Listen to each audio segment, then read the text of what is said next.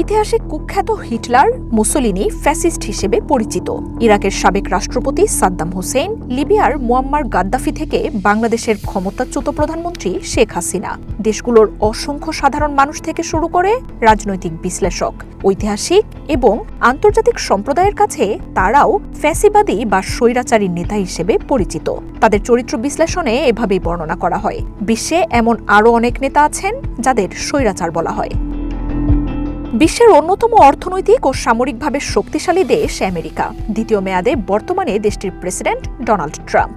প্রথম মেয়াদে ট্রাম্প প্রশাসনের আমলে চিফ অব স্টাফের দায়িত্বে থাকা জন ক্যালি ২০২৪ সালে ট্রাম্পকে ফ্যাসিস্ট বলেছিলেন। তখন অনেকেই ক্যালিকে পাগল বলে সমালোচনা করেন। রিপাবলিকানরা দাবি করেছিল আমেরিকায় ফ্যাসিজম এটা অসম্ভব।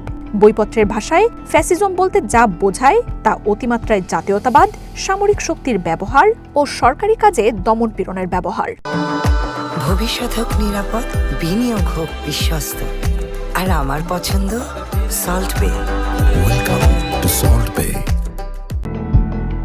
আমেরিকার প্রেসিডেন্ট ট্রাম্পকে বুঝতে ও বোঝাতে সবচেয়ে বেশি যে প্রশ্নটি এখন উঠছে তা হলো, ট্রাম্প কি ফ্যাসিস্ট? মানবাধিকারের তোয়াক্কা না করে যিনি অভিবাসীদের ঠেলে দিচ্ছেন ক্যাম্পে, গুলিতে নাগরিক নিহত হলেও আইনশৃঙ্খলা বাহিনীকে দিচ্ছেন দায়মুক্তি, আমেরিকাকে মহান বানাতে অন্য দেশগুলোকে নিয়ে তার তুচ্ছ তাচ্ছিল্য করা মন্তব্য, জাতীয়তাবাদের নামে বক্তব্যে থাকে সহিংসতার উস্কানি।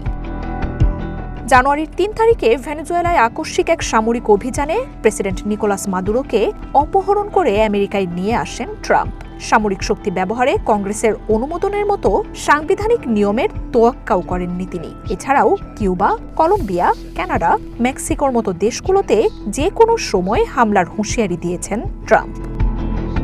একই সময়ে ভিসা বিধিনিষেধে ট্রাম্প জর্জরিত করে তুলেছেন বিশ্বের ১/৩ বেশি দেশকে। আন্তর্জাতিক ৬০টির বেশি সংস্থা থেকে আমেরিকাকে প্রত্যাহার করে নিয়েছেন তিনি। গ্রিনল্যান্ডকে জোরপূর্বক দখলে নিতে মিত্র ইউরোপের মুখোমুখি এখন আমেরিকা। ইরানের সাথে সংঘাতের হুমকিতে পুরো মধ্যপ্রাচ্য জুড়ে অস্থিতিশীলতা।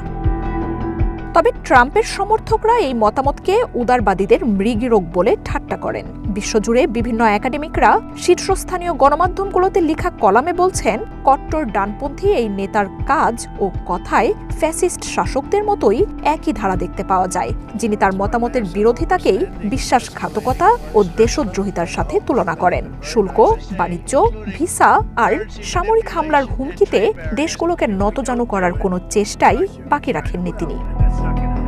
ইতিহাসের কুখ্যাত হিটলার, মুসোলিনির মতো ফ্যাসিস্টরা সবকিছুর চূড়ান্ত পরিণতি হিসেবে যুদ্ধকে বেছে নেয়। তবে ট্রাম্প সরাসরি যুদ্ধ এড়িয়ে চলেন। শক্তি দেখাতে এমন সব দেশকে বেছে নেন যারা একান্তই দুর্বল, যেমনটি হয়েছে ভেনেজুয়েলার সাথে।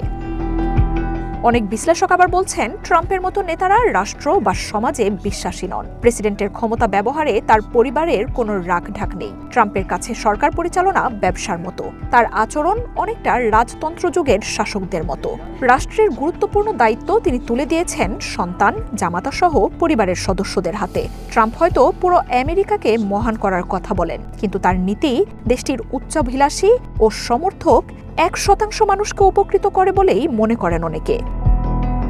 ট্রাম্পের প্রথম দফায় তার মন্ত্রিসভায় এমন রাজনীতিক কূটনীতিকরা ছিলেন যারা তার কাছ থেকে জবাবদিহিতা আদায় করতে পারতেন। আর এখন তিনি এমন সব মানুষকে নিয়ে ঘিরে থাকেন যারা পরিচিত ইয়েস ম্যান হিসেবে। মার্জিয়া উপমা, ওয়ান ইন্টারন্যাশনাল ডেস্ক।